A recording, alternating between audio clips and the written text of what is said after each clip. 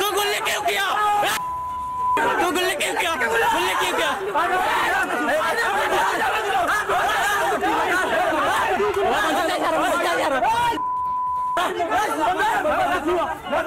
এই মুহূর্তে ত্রিপুরার প্রাক্তন রাজ্যপাল তথাগত রায় আমার সঙ্গে রয়েছেন। তথাগত বাবু, ভয়ঙ্কর ছবি, দিনভর কখনো মালদা কখনো ত্রিপুরার ঊনকোটিতে বিএসএফকে প্ররোচিত করার চেষ্টা, ইউনুস এবং তার সঙ্গী জিহাদিরা যেন মরিয়া হয়ে উঠেছে। তথাগত বাবু,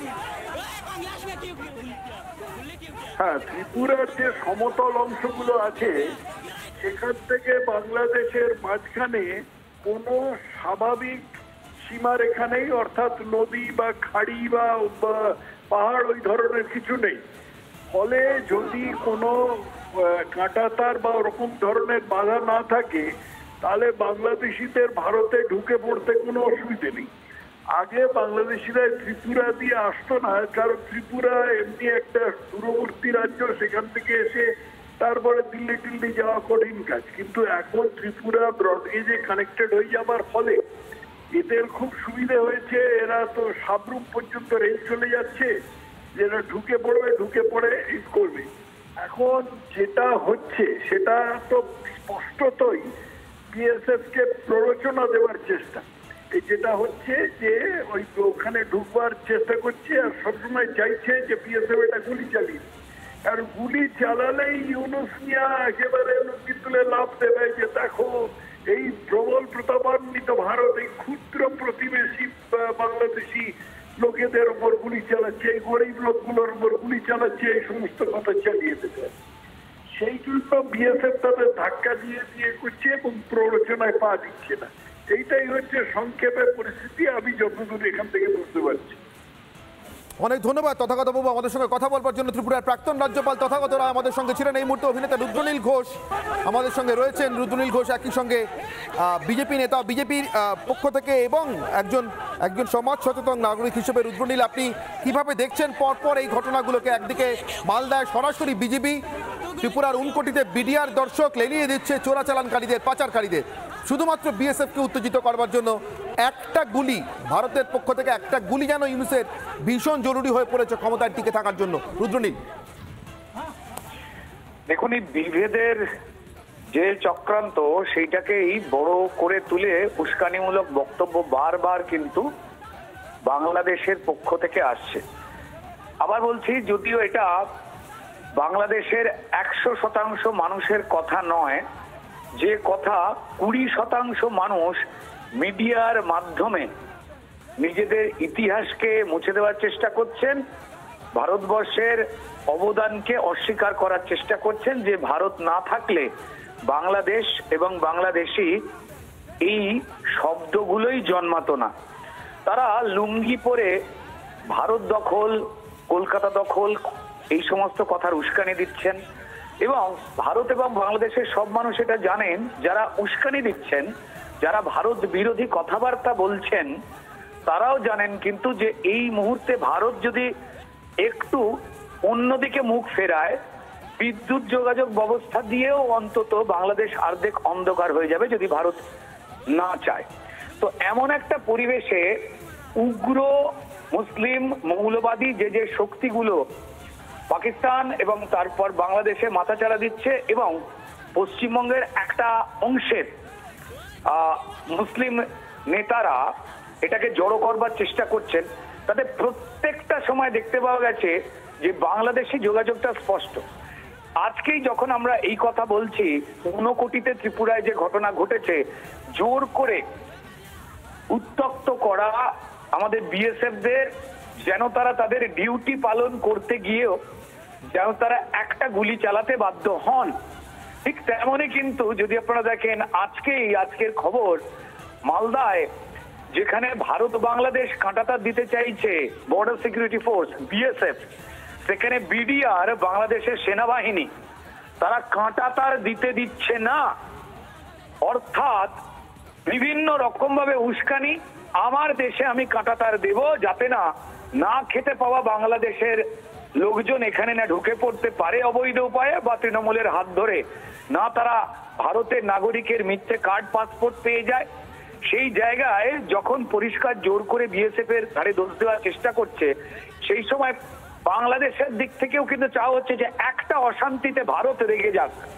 মানে পুঁটি মাছ আর তিমি মাছের মধ্যে তো প্রতিযোগিতা হয় না, এক্ষেত্রে কিন্তু সেইটাই চেষ্টা করা হচ্ছে যে অন্তত একটা গুলি একটা বন্দুক দরকার, যেখানে ইউনিশ সরকারের জামাতের নির্দেশে চলা ভারত বিরোধী হয়ে উঠবার যে চেষ্টা, তো সেই চেষ্টায় একটা ভারত কোনো কড়া প্রতিক্রিয়া দিক। ভারত সংযম দেখাচ্ছে, প্রতিবেশী রাষ্ট্র হিসেবে আমরা চাই যে তারা শান্তিতে থাকুন, কিন্তু একটা অংশের মদত এবং সরকারি মদত এবং বিভিন্ন জঙ্গিদের, চিন্ময় কৃষ্ণপ্রভুকে মিথ্যে মামলায় আটকে রেখে দেওয়া যেতে পারে, ইউনিশ বাবু চুপ, কিন্তু ইউনিশ বাবু বাবরদের মতো উগ্রবাদীদের ছেড়ে দিচ্ছেন বারবার, যারা ভারতকে ক্ষতিগ্রস্ত করতে চায়।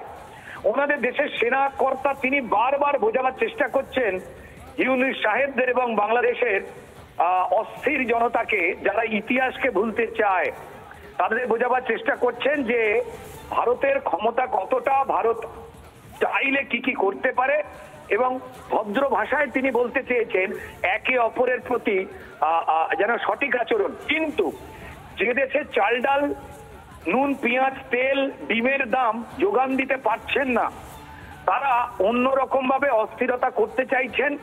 এই অভাবের এবং ফেলিওর যে গভর্নমেন্ট এই মুহূর্তে বাংলাদেশে চলছে, তাদের বিরুদ্ধে যাতে জনগীত বিক্ষোভ বিরাট বড় করে তৈরি না হয়, সেইখান থেকেই চলো ভারত বিরোধিতা করে অন্তত নিজেদের গদি সামলাই, যারা উগ্রতাকে প্রশ্রয় দেয়। আবার বলছি, অনুরোধ করছি, ধন্যবাদ জানাবো আমাদের বড় সিকিউরিটি ফোর্সদের, যারা না থাকলে আমরা এই দেশের বহিঃশত্রু দ্বারা আক্রান্ত হতাম। তাদের আত্মত্যাগ, বলিদান এবং সংযমকে আমি অনুরোধ করব বাংলাদেশের শুভবুদ্ধি সম্পন্ন মানুষকে একটু সচেতন হয়ে প্রতিবাদ জানাতে।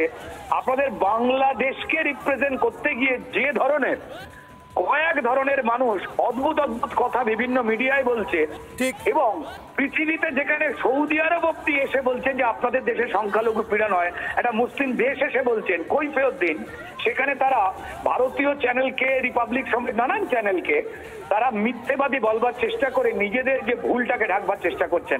আবার বলছি, বাংলাদেশ শান্ত হোক, বাংলাদেশের গরিব মানুষের 80% মানুষ তারা খেতে পাক। ইউনূসের এই যে জামাতকে নিয়ে চলার যে উগ্রতা, মুসলিম মৌলবাদকে যে বরফ করা, চিন্ময় প্রভুকে আটকে রেখে দেওয়া, এই সবকটার বিফলতা এবং ষড়যন্ত্র থেকে অন্যদিকে নজর ঘোরাতে ভারতকে উস্কানি। আমার মনে হয়। অনেক ধন্যবাদ রুদ্রনীল বাবু আমাদের সঙ্গে কথা বলবার জন্য। রুদ্রনীল ঘোষ আমাদের সঙ্গে ছিলেন। এই মুহূর্তে আমার সঙ্গে রয়েছেন তমলুকের সাংসদ, তমলুকের বিজেপি সাংসদ অভিজিৎ গঙ্গোপাধ্যায়। অভিজিৎ বাবু, আপনাকে স্বাগত রিপাবলিক বাংলায়। যে ঘটনা ঘটে চলেছে পরপর, কখনো মালদায় সরাসরি বিজেপি, বর্ডার গার্ড বাংলাদেশ, কখনো ত্রিপুরার উনকোটিতে বিডিআর দাঁড়িয়ে দেখছে চোরাচালানকারীরা আমাদের বিএসএফকে আক্রমণ করছে, এক কথায় ভয়ঙ্কর প্ররোচনা তৈরির চেষ্টা যেন তেন প্রকারণে ইউনূসের পক্ষ থেকে। অভিজিৎ বাবু, প্ররোচনা তৈরির চেষ্টা তো একটা আছেই, ভারতকে যাতে একটা ভুল পদক্ষেপ নিতে বাধ্য করা, এরকম একটা জায়গায় চলে যাচ্ছে। কিন্তু তাহলেও আমি যে খবর আপনাদের মাধ্যমে শুনলাম যে আজকে বিএসএফ কে আক্রমণ করা হয়েছে, তা কোনো মতেই আমরা মেনে নিচ্ছি না। ভারতের রক্তচক্ষু তারা এখনো দেখেনি, ভারতের রক্তচক্ষু দেখেনি।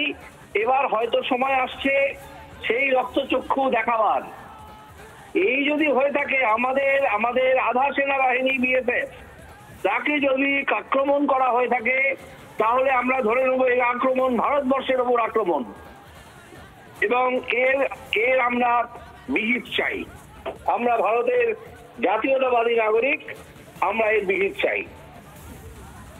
অনেক ধন্যবাদ অভিজিৎ গঙ্গোপাধ্যায় আমাদের সঙ্গে কথা বলবার জন্য। তমলুকের বিজেপি সাংসদ অভিজিৎ গঙ্গোপাধ্যায় আমাদের সঙ্গে ছিলেন। আমরা বিহিত চাই বলছেন।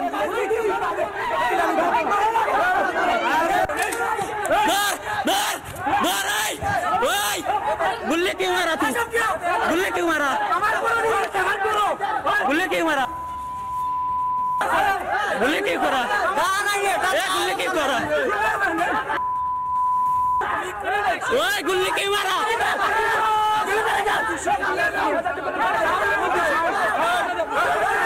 ओए मारिया ना मारिया ओए मारिया ना